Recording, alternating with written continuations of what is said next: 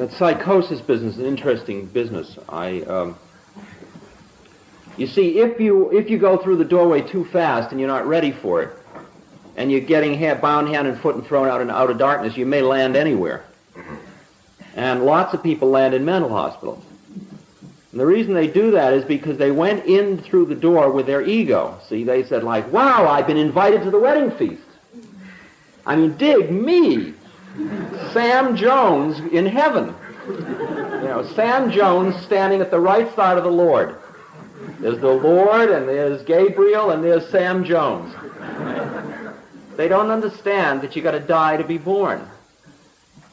That only when you have been born again do you enter the kingdom of heaven. So they've gone in on the first round.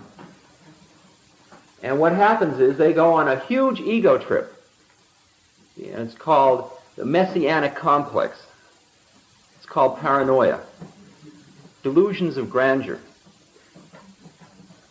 I have a brother who is in a mental hospital. He thinks he is Christ. Well, that's groovy. I am Christ also. But he doesn't think I'm Christ. He just thinks he's Christ.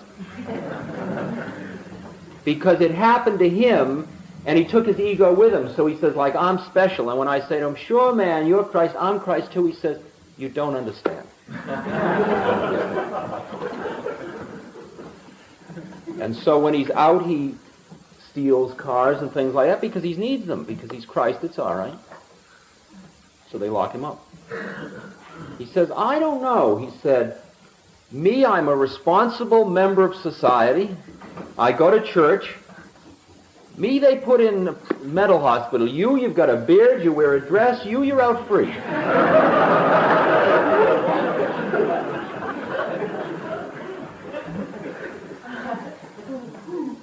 Sure, because as far as I'm concerned, we're all God. That's the difference. That's the difference. And if you really think another guy's God, he doesn't lock you up. It's funny about that. But you got to be really pure. You got to really think it. You can't just make believe you think it. Anything less than total purity, back out into outer darkness. Send him around again. Send him around again. That's what you learn after a couple of hundred psychedelic trips. Boy, I might as well get straight because I'm getting to feel like a yo-yo. I keep going up and coming down, up and down. As long as there's an up and down, as long as there's a high and a low in your head, outer darkness. As long as you're in the world of yin and yang, outer darkness. It takes a lot of purification. Purification of what? Purification of thought, purification of body, freedom from attachment. Freedom from attachment.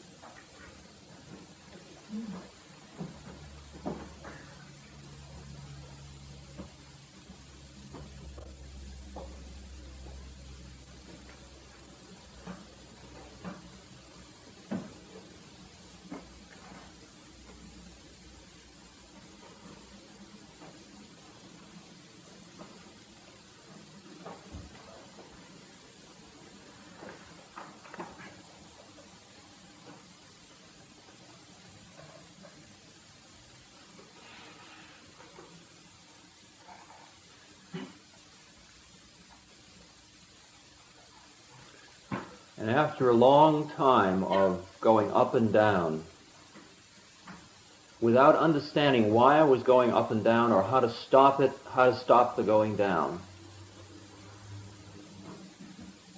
slowly, slowly it dawned on me. Now, why did I keep trying? The answer is very simple, and almost all of you know the answer already. The answer is once the seed is in you, you don't have any choice. Again, it's karma. I mean, I keep raising that nasty word, and I'll define it in a moment, but it's built into you. Once you have seen what it all is like, you just can't go back to playing bridge. It just doesn't make it. It's like, imagine you're prepubescent. You're just at puberty, see? And you have been playing ollie ollie in free, hide and seek. Or you've been playing baseball, and you collect baseball cards, and you're really into collecting baseball cards. and Coca-Cola caps that have baseball players, and you're really into it. I mean, really. I mean, it's really important. Really important. And then some strange thing happens, uncontrolled by you, and you find yourself turned on by the chick next door. And through some strange set of circumstances, you find yourself kissing her, and all kinds of lights flash. Well, from that moment on, the baseball cards are just different. They're just different. You can go back and say, well, that's all interesting, but the baseball cards are really what's important. That's called defense.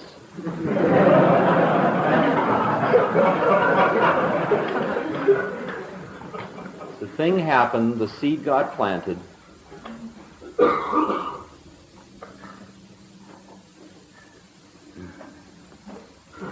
No turning back. No turning back.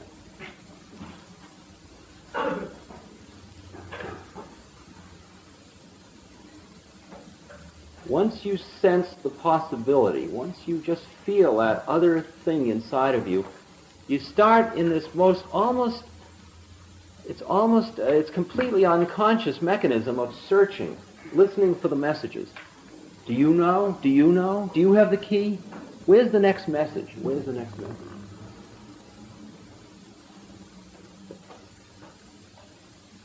And the interesting thing is, there is always a next message, and it's always available to you. Now, that's a hard one. Some of you, I mean, this is like, I'm going through this thing of like people saying, what's going to happen when you go away? Who's going where, first of all? Second of all, it has nothing to do with me. The process is going on in each individual. Whenever you're ready, you hear the next message. The next message is where you are when you're ready to hear the next message. If you come here this evening and you don't know what the hell I'm talking about, you're not ready to hear this message. And you can be sitting here and there's no message. Somebody else comes here and they say, wow, that's the message I was waiting for. Right? Both of you are in this room at this very moment. The handwriting is always on the wall saying, Magic Theater for madmen only, price of admission your mind. Hermann Hesse's metaphor from Steppenwolf. Always there. The question is, can you see it? The funny thing about all of the secrets of the East, or of the secrets of mysticism, is they're not secrets. Nobody's saying, don't tell him. They're telling you, they're yelling at it. He's saying, except ye be converted and become as little children, you shall not enter the kingdom of heaven. That's a secret. Think of how many times you heard that, and you say, well, yeah, that's really interesting. Yeah, great. That's a minister talking. He's doing his thing. He's got to earn a living, too. He's a good guy. Because you can't, the secret is a secret to you because of where your head is at. Your receiving mechanism isn't tuned for that particular frequency.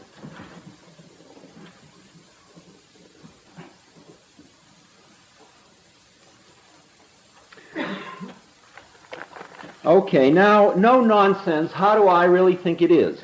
I've been on a trip now. My trip has taken me through psychology, more or less responsibly.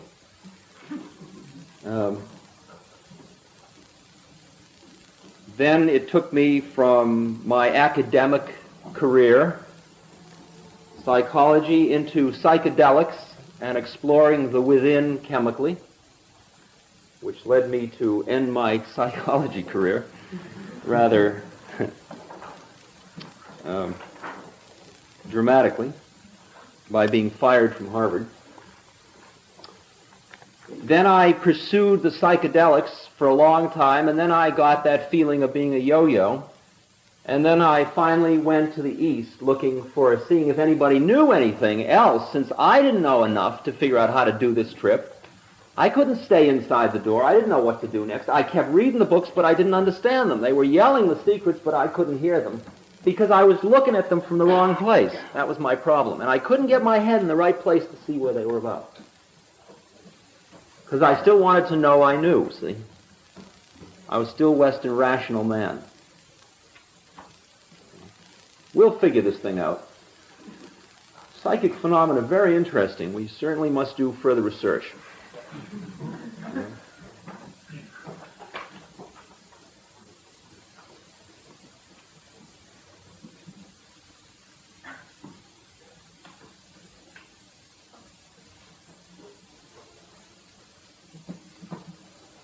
So I went and I looked and I looked and I looked, and as long as I looked like a rational man looking, I didn't find anything. I just found my own shadow all the time. So all you can ever find is yourself. You only read yourself, you only talk to yourself, you only ever know yourself. That's all there is. That's all there is, strangely enough. And then I gave up. I saw that my whole game didn't work. Didn't work. It gave me all the rewards that seemed to be offered, but it didn't work. It didn't, there was that place in me that knew it wasn't working. I knew there was something else, and I couldn't get to it. Couldn't get to it.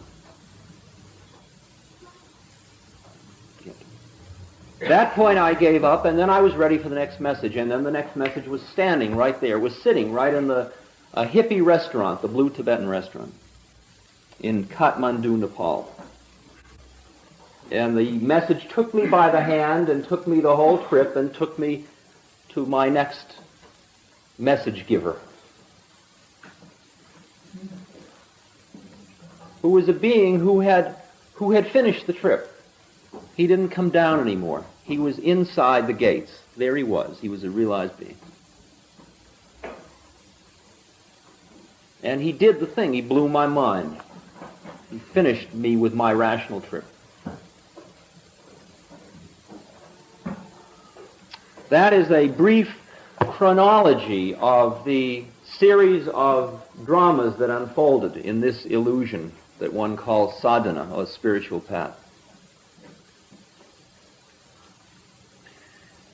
Now, after having studied psychology and guided psychedelic trips and read Eastern books and met realized beings and listened to innumerable stories from people about other realized beings and their own trips and inner heads, and been a psychotherapist for 10 years and all, this is the way it looks to me.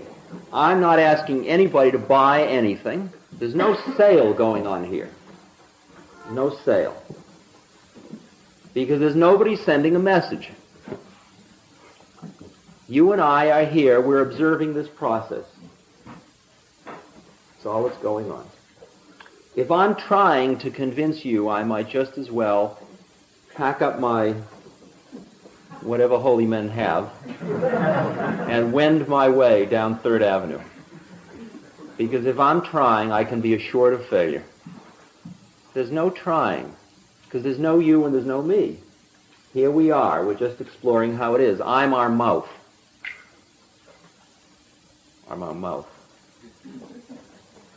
I once took LSD with Alan Watts and his wife, and he started to talk, and he talked for 8 hours. And at first I got uptight. I mean, like, I know something. Why doesn't he ask me, like...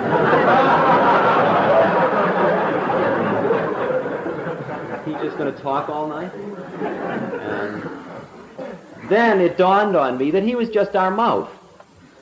He was our mouth. And it was beautiful, because every time our thoughts didn't fit with what he was saying, what he was saying would change. He was extremely sensitive, and he was the most erudite mouth I've ever spoken through.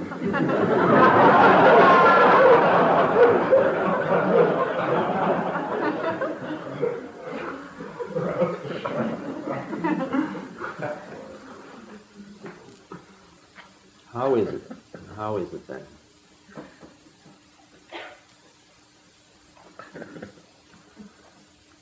Statement number 1.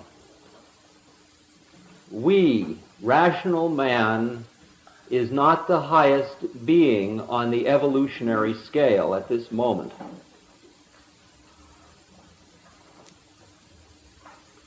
There are beings that are realized beings that do not live in bodies whose awareness functions at a higher rate of vibration than ours does. They do not process data through gross senses, through eyes, ears, nose, mouth, skin, or do they know through their intellect.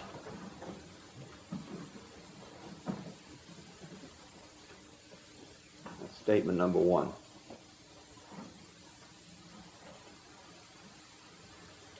Statement number two.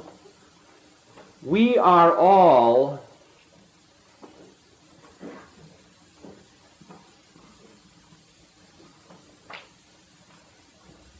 eligible to enter the next evolutionary stage to the extent that we are able to extricate ourselves from the time-space locus in which we find ourselves.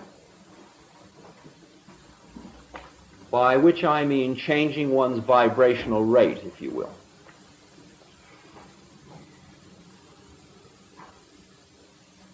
Available to everybody. It has nothing to do with you got to wait till you die. It's available right here now, this minute, here and now. In fact, if you could turn off your senses and turn off your intellect right now, you'd be here. You'd really be here. It's as simple as that. You don't have to plan, shall I go become enlightened or become a physicist? It doesn't work that way. You don't have to do that trick.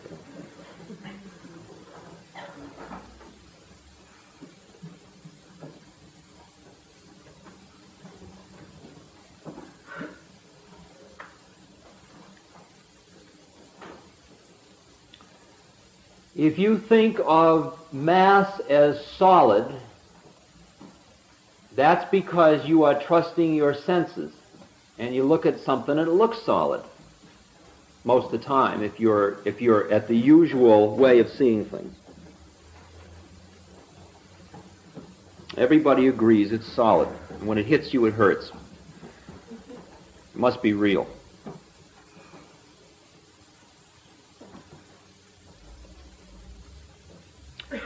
When you get a little more sophisticated in rational ways, if you get a little further into physics, you understand about the relation of mass and energy, and you understand that what appears as mass only appears that way because of the nature of the receiving apparatus of your senses. And that in fact, all solids are in fact just energy. They're patterns of energy. That you could call them slowed down light. Slowed down light.